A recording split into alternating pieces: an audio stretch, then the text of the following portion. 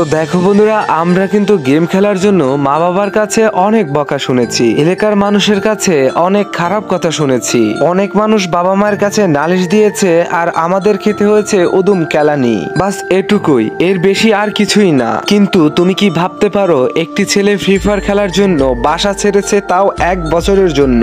কি হয়েছিল ছেলেটির সাথে আজকের ভিডিওর গল্পে আমরা এ বিষয়ে জানবো। তো বন্ধুরা বলে দেই, আজকের এই গল্পটি শেয়ার করেছে আমার এক সাবস্ক্রাইবার রিমা নেহার। তার ভাইয়ের সাথে ঘটে যাওয়া সত্যি গল্পটাই শেয়ার করেছে আমাদের কাছে, তাই আমি আমার মতো করে উপস্থাপন করে তোমাদের মধ্যে শেয়ার করার চেষ্টা করেছি। তো গুটিসুটি মেরে বসে যাও আজকের গল্পটি শোনার জন্য।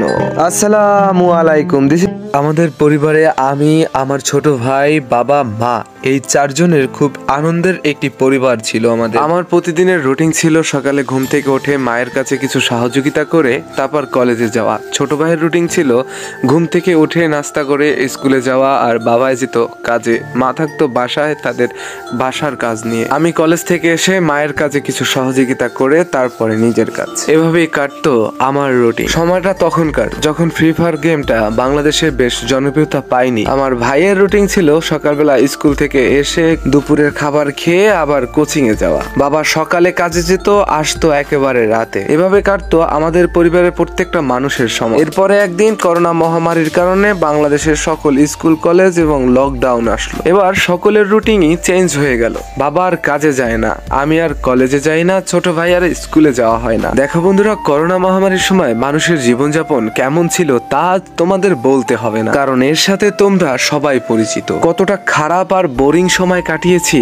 তা একেবারে ভোলার মতো নয়। এর মধ্যে আমার ভাইয়ের স্কুলে অ্যাসাইনমেন্ট দেওয়ার জন্য তার নাকি ফোন লাগবে। বাবার কাছে বায়না ধরলো। এই করুণ সময় বাবার কাছে টাকা না থাকলেও বাবা তাকে কষ্ট করে একটা ফোন কিনে দিল, যাতে ছেলে একটু পড়াশোনা করতে পারে, কারণ এই সময়টা একেবারে বসে বসেই চলে যায়। কিছুটা সময় টিভি দেখে থাকে, মোবাইল থাকলে হয়তোবা লেখাপড়া করতে পারবে অনলাইনে। বাবার ছিল এই চিন্তা ভাবনা, কিন্তু ছেলের চিন্তা ভাবনা একেবারে ভিন্ন লেভেলের। ছেলে আসক্ত হতে থাকলো আমাদের ফ্রি ফায়ার গেমটিতে। সে সারাটা দিন গেম খেলতো অনলাইনে ক্লাস করার নাম করে। একদিন তার বোন লক্ষ্য করলো আমার ভাই হঠাৎ করে একটা গেম খেলতে লাগলো, কিন্তু আমি ভেবেছিলাম এমনি গেম খেলছে। সে খাবার দাবার রেখে হঠাৎ বেশি বেশি করে গেম খেলা শুরু করলো। একেবারে পড়াশোনা তো নেই, খাবার দাবারেরও এবার খেয়াল নেই। আমার ভাই রাতে ঘুমাতো না, সারাটা রাতই মনে হতো গেম খেলতেছে। বাবা এসবের কিছুই জানতো না। কিন্তু এভাবে আর কতদিন? একদিন আর রাগ সহ্য করতে না পেরে আমি তার ফোনটা আছাড় মেরে উপর থেকে নিচে ফেলে দিলাম। সেই দিন আমার বাবা তার এই কর্মকাণ্ড সম্পর্কে জানলো। বাবা রেগে মেগে চিন্তা করে, আমি টাকা দিয়ে কত কষ্ট করে ফোনটা কিনে দিলাম যাতে ছেলে একটু লেখাপড়া করতে পারে, কিন্তু ছেলে লেখাপড়া না করে ধীরে ধীরে অনলাইন গেমে আসক্ত হয়ে নষ্ট হয়ে যাচ্ছে। বাবা এই কথা শুনে রেগে একেবারে লাল হয়ে গেল। সেদিন বাবা আমার ভাইকে বাসা থেকে বের করে দিল, আর আমার ভাই কোনো কথাবার্তা না বলে বাসা থেকে চলে যায়। সেদিন আমার মা একা একা কত কান্না করেছে তার বলে বোঝাতে পারবো না। তার একমাত্র ছেলে বাসা থেকে বের হয়ে চলে গিয়েছে। এভাবে মায়ের কান্না, বোনের কষ্ট আর বাবার বুক ভরা এত বেদনার পর 1 বছর কেটে গেল। 1 বছর পরে সে বাসায় ফিরে আসে। তাকে বাবা সবকিছুর জন্য মাফ করে দেয়, কিন্তু আমার ভাই আজও গেম খেলা ছাড়েনি। আমি তাকে একদিন রাতে বোঝাই, ভাই গেম খেলা ছেড়ে পড়ালেখা কর। তাকে ওই রাতে অনেকক্ষণ বুঝিয়েছি, অনেক কান্না করেছি তার কাছে গিয়ে, যাতে তার একটু ভবিষ্যৎটা ভালো হয়। সেই জন্য অনেক চেষ্টা করেছি আমিও, আমার পরিবার। কিন্তু সে আমারও আমার পরিবারের কারো কথাই শুনছিল না, সে গেম খেলতে লাগলোই। এভাবে আমাদের সংসারে ছিল প্রতিদিনই অশান্তি। তার গেম খেলা নিয়ে আমাদের ঘরে ছোট্ট একটা গ্যাঞ্জামের মতো হলো। সেদিন মা অসুস্থ হয়ে পড়েছিল। ভাইয়ের জন্য আমার মা অসুস্থ হয়ে পড়েছে। তারপর বাবা তাকে আবারও বাসা থেকে বের করে দেয়। সেই যে বাসা থেকে বের হয়ে গিয়েছে, তারপর আর কোনোদিন আমার ভাই বাসায় ফেরেনি। মায়ের ছিল প্রতি রাতের কান্না, বাবার ছিল কত কষ্ট।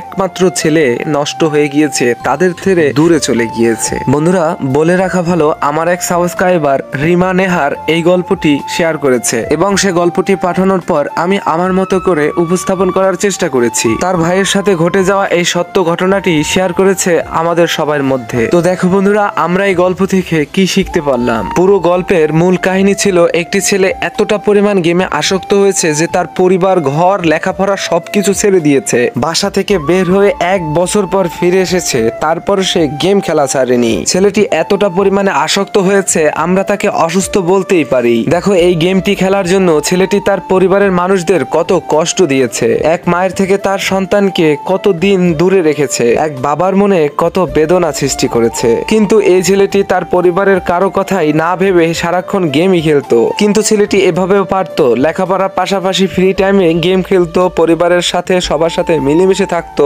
সবার কথা শুনতো, তারপরের অংশে গেম খেলতো। দেখো, হাজার হাজার মানুষ কিন্তু গেম খেলে থাকে ঠিক এই একই সিস্টেমে। দেখো বন্ধুরা, আমি কিন্তু গেম খেলে থাকি আমার পরিবারের সকলের কথা শোনার পর ফ্রি টাইম, লেখাপড়ার পরে ফ্রি টাইম, এই ফ্রি টাইম গুলোতেই কিন্তু আমি গেম খেলতাম। এভাবে করেও ছেলেটি খেলতে পারতো, কিন্তু ছেলেটি একেবারেই তা না করে একেবারে আসক্ত হয়ে গেছে আমাদের ফ্রি ফায়ার গেমটিতে। তো দেখো বন্ধুরা, ছেলেটি যেভাবে আসক্ত হয়েছে, এভাবে যদি প্রত্যেকটা ছেলে আসক্ত হয়ে যায় তাহলে কিন্তু আমরা বলতে বাধ্য হব ফ্রি ফায়ার আমাদের ক্ষতি করে। কিন্তু দিন শেষে তো তোমরাই ফ্রি ফায়ারকে ভালোবাসো, তাই এত কষ্ট করে হলেও ফ্রি ফায়ার গেমটি খেলে থাকো। তাই তোমরা আজকের গল্পটার মতো যারা আসক্ত আছো তারা ফ্রি ফায়ারের নাম রাখার জন্য গেম খেলা একটু কমিয়ে দাও, না হয় মানুষের মুখে মুখে কোনো একদিন বলতে শুনবো এই ছেলেটি ফ্রি ফায়ার খেলে, ও ধ্বংস, ও নষ্ট হয়ে গিয়েছে। দেখো বন্ধুরা, আমি তোমাদের একেবারে গেম খেলা বন্ধ করে দিতে বলছি না, তোমরা ফ্রি ফায়ার খেলো তোমাদের ফ্রি টাইমে, তোমরা লেখাপড়া বাদ দিয়ে সারাক্ষণ ফ্রি ফায়ার খেলো না। দেখো, এই গেম খেলে তোমাদের ভবিষ্যৎ একেবারেই অন্ধকার।